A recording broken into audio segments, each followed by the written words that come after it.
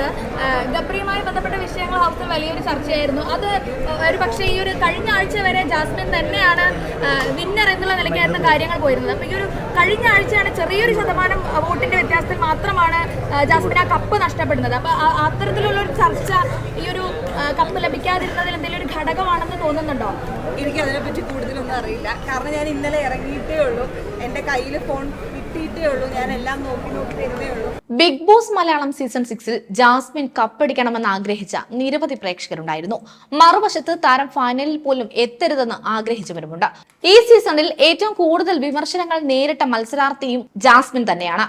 വിമർശനങ്ങൾ പലപ്പോഴും അധിക്ഷേപങ്ങളായി വഴിമാറുകയും ചെയ്തിട്ടുണ്ട്.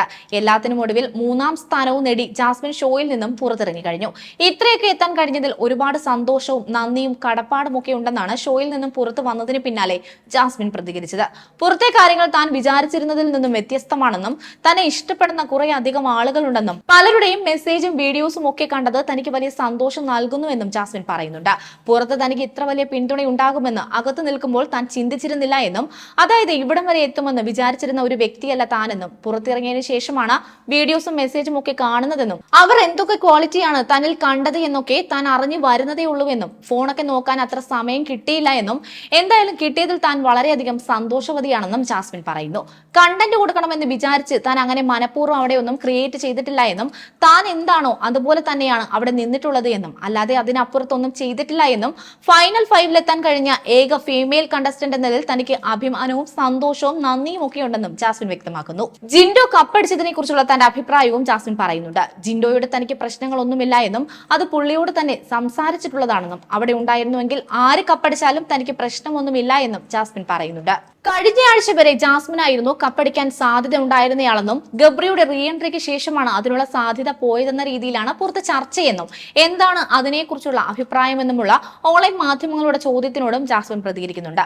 അതിനെപ്പറ്റി തനിക്ക് കൂടുതലൊന്നും അറിയില്ലെന്നും, കാരണം താൻ ഇന്നലെയാണ് പുറത്തിറങ്ങിയതെന്നും, ഫോൺ കയ്യിൽ കിട്ടി കാര്യങ്ങളൊക്കെ അറിഞ്ഞു വരുന്നതേ ഉള്ളൂ എന്നും, അതുകൊണ്ട് കൂടുതൽ ചോദ്യങ്ങളോട് പ്രതികരിക്കാൻ കഴിയുന്നില്ല എന്നും ജാസ്മിൻ പറയുന്നുണ്ട്. ജാസ്മിന്റെ പിതാവും സഹോദരനും ദിയ, സന, രസ്മിൻ തുടങ്ങിയവരും ജാസ്മിനൊപ്പം ഉണ്ടായിരുന്നു. അതേസമയം ജാസ്മിന് ലഭിച്ച 3ാം സ്ഥാനം വിജയത്തിന് തുല്യമാണെന്നാണ് താരത്തിന്റെ ആരാധകർ അവകാശപ്പെടുന്നത്. താനായിട്ട് തന്നെയാണ് ഹൗസിൽ നിന്നതെന്നും, തനിക്ക് തന്റെ വീടായാണ് ഹൗസ് തോന്നിയതെന്നും, 2-3 ദിവസം കഴിഞ്ഞപ്പോൾ വീടുമായി സിങ്കായെന്നും, തനിക്ക് നിരവധി തെറ്റുകൾ പറ്റിയിട്ടുണ്ട് എന്നും ഒക്കെയാണ് ഗ്രാൻഡ് ഫിനാലേക്ക് ശേഷം ജാസ്മിൻ പ്രതികരിച്ചത്. ഗബ്രിയുമായുള്ള സൗഹൃദം താൻ നേരത്തെ പ്ലാൻ ചെയ്തല്ല വന്നതെന്നും, ആദ്യം വന്നപ്പോൾ തന്നെ രതീഷ്, ഗബ്രി, നോറ എന്നിവരുമായി ഭയങ്കര കമ്പനി ആയിരുന്നുവെന്നും ജാസ്മിൻ പ്രതികരിക്കുന്നുണ്ട്. അതേസമയം ബിഗ് ബോസ് മലയാളം സീസൺ 6 ആരംഭിച്ചതു മുതൽ ഷോയ്ക്ക് ഏറ്റവും കൂടുതൽ കണ്ടന്റുകൾ നൽകിയിട്ടുള്ളതും ഊർജ്ജസ്വലതയോടെ കളിച്ചിട്ടുള്ളതുമായ മത്സരാർത്ഥിയായിരുന്നു ജാസ്മിൻ ജാഫർ.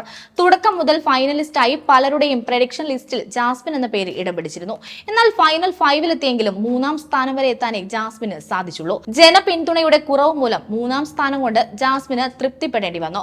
ജാസ്മിന് ജിൻഡോവുമായിരിക്കും മോഹൻലാലിന്റെ കൈപിടിച്ച് വേദിയിലേക്ക് എത്തുന്നതെന്നാണ് പ്രേക്ഷകർ കരുതിയിരുന്നത്. പക്ഷേ അവസാന ആഴ്ചകളിൽ അർജുന് വലിയ രീതിയിൽ ജനപിന്തുണ കൂടിയതും ഗബ്രിയുടെ റീ എൻട്രിയുമെല്ലാമാണ് ജാസ്മിന് തിരിച്ചടിയായത്. കൂടുതൽ വാർത്തകൾക്കായി B4 Blaze ഫോളോ ചെയ്യൂ, സബ്സ്ക്രൈബ് ചെയ്യൂ.